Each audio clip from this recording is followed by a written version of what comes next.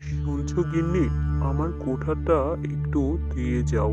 হ্যাঁ, আসি। কোথায় যাবে তুমি কাঠ কাটতে আজ? ভাবছি ওই উত্তরের বনে যাব আজকে কাঠ কাটতে। না না বাপু, সেখানে যেতে হবে না। আমি শুনেছি লোকমুখে সেখানে নাকি অনেক ডাইনিদের আনাগোনা। যেতে হবে না তোমাকে সেখানে। আরে কি যে বলো না, লোকে তো এরকম বলবে। গ্রামে তো আর ওই রকম কাঠ পাই না এখন। কোন গাছ কাটবো? গাছ না কাটলে যে না খেয়ে মরবো দুজন, তখন কি হবে? তার চেয়ে ভালো উত্তরের জঙ্গলে অনেক বড় বড় গাছ আছে। আজকে একটি কাটতে পারলে অনেক লাভ হবে বাজারে বিক্রি করে। আমি না খেয়ে থাকতে পারবো, কিন্তু তোমার যদি কোনো বিপদ হয় তখন আমার কি হবে?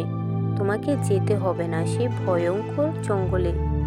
তোর পাগল, চিন্তা করো না, আমি সন্ধ্যের আগে ফিরে আসবো বাড়িতে। আর বাধা দিও না তো গিন্নি। আচ্ছা, ঠিক আছে, যাও তাহলে। তাড়াতাড়ি ফিরে এসো কিন্তু। আরে বাবা, গিন্নির কথাটা শুনলেই ভালো হতো মনে হয়। দিনের বেলায় এই জঙ্গলটা কেমন ভয়ঙ্কর ভয়ঙ্কর মনে হচ্ছে। জঙ্গলের বেশি গভীরে যাব না। ওই তো একটি গাছ দেখতে পাচ্ছি বড়, সেটাই বরং গিয়ে কাটতে থাকি। কে কে এলে এই জঙ্গলে? এই ভর দুপুর বেলা কে এলে এই জঙ্গলে? আরে, এই গহীন জঙ্গলের ভিতরে বুড়ি এলো কোথা থেকে? আমি আমি গো, আমি রতন, এসেছি এখানে কাঠ কাটতে। কিন্তু তুমি এই গহীন জঙ্গলে কি করছো বুড়িমা? তুমি এখানে এলে কি করে? আমার বাড়ি তো এখানেই। আমি এখানেই থাকি। তুমি এই জঙ্গলে কিভাবে থাকো একা একা? বুঝলাম না তো বিষয়টা। বাবা, আমাকে একটু আমার কুঠিরে পৌঁছে দাও। আমার পাটা খুব ব্যথা করছে। একটু ধরে ধরে নিয়ে যাবে আমাকে? আচ্ছা বুড়িমা, তুমি চিন্তা করো না। চলো, তুমি আমাকে দেখিয়ে দাও তোমার কুঠিরটা কোন দিকে। ওই তো, ওই দিকে আমার কুঠির। চল, চলো বাবা একটু।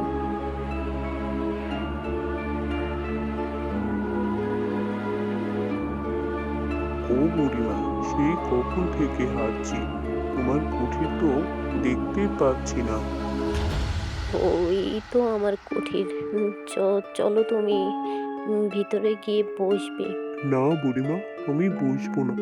আমার ওই গাছটি কাটতে হবে, তারপরে আবার সন্ধ্যার আগে বাড়িতে ফিরতে হবে। আমি বরং আরেকদিন আসবো ক্ষণ। না বাবা, এটা বললে হবে না। তুমি আমাকে এত কষ্ট করিয়ে নিয়ে আসলে, কিছু খেয়েও তো যাও। আচ্ছা ঠিক আছে, আমি তাহলে বসছি ক্ষণ। তুমি তাড়াতাড়ি আসো জল বাতাসা নিয়ে। রতন, রতন, এদিকে তাকাও। রতন, এদিকে তাকাও। আরে, পাখি কিনা কথা বলছে! কে তুমি? আর তুমি কথা বলছো কিভাবে? আমি আমি তো হচ্ছি বুড়িমার পাখি। তুমি এখান থেকে তাড়াতাড়ি চলে যাও। বুড়ি আসার আগে পালাও এখান থেকে। কেন? আমি পালাবো কেন? বুড়িমা তো আমার জন্য জল বাতাস আনতে গিয়েছে। না খেয়ে গেলেও তো উনি কষ্ট পাবে। বুড়ি তোমার জন্য জল বাতাসা নয়, বরং রাক্ষস আনতে গেছে, যে কিনা এসে টপ করে তোমাকে গিলে খেয়ে নেবে। মানে, মানে কি বলছো তুমি এসব? রাক্ষস? রাক্ষস কোথা থেকে এলো এখানে? আরে, বুড়িমা তো খুব খুব ভালো। তুমি বাঁচতে চাইলে তাড়াতাড়ি পালাও। কিন্তু কিভাবে পালাবো আমি এখন? তুমি এতক্ষণ পালালে না, এখন তো বুড়ি চলে আসবে। তুমি এবার গেছো। এভাবে বলো না, এখান থেকে পালানোর রাস্তাটা আমাকে বলো দয়া করে। আমার স্ত্রী বাড়িতে আমার জন্য অপেক্ষা করছে। আমি না ফিরলে সে যে অনেক কষ্ট পাবে।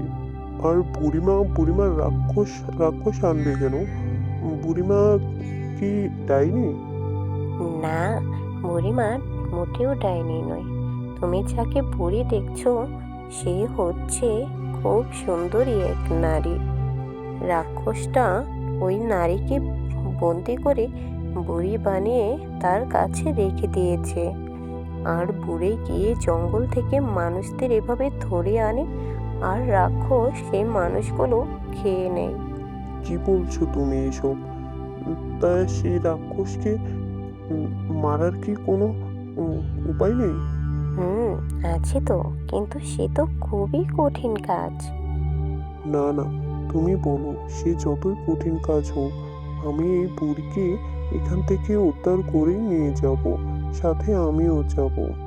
তোমার তো বেশ সাহস দেখছি। আচ্ছা ঠিক আছে, ওই যে পিছনে যে কুয়োটা দেখছো সেইখানে আছে এক তলোয়ার। সেই তলোয়ার দিয়ে কেবল সেই রাক্ষসকে মারা যাবে, কিন্তু সৎ মানুষ ছাড়া সেই তলোয়ার কেউ ছুঁতে পারবে না। আমার জানা মতে আমি কোনোদিন কোনো পাপ কাজ করিনি, সৎ পথে সবসময় কাজ করেছি। আমি পারবো সেই রাক্ষসকে মারতে। তারপরে পাখি আর রতন সেই তলোয়ারটি ঘরে নিয়ে আসে, আর রাক্ষস তখনই সেখানে চলে আসে। হা হা হা, ওরে আজকে তো তুই ভালো একটি শিকার ধরে এনেছিস। আজকে আমার ভোজনটা খুব ভালো হবে। দাঁড়াও, দাঁড়াও এখানে। আজকে তুমি আমাকে ভোজন বানাতে পারবে না, বরং আমি তোমাকে শেষ করে দিয়ে বুড়িমাকে এখান থেকে উদ্ধার করে নিয়ে যাব।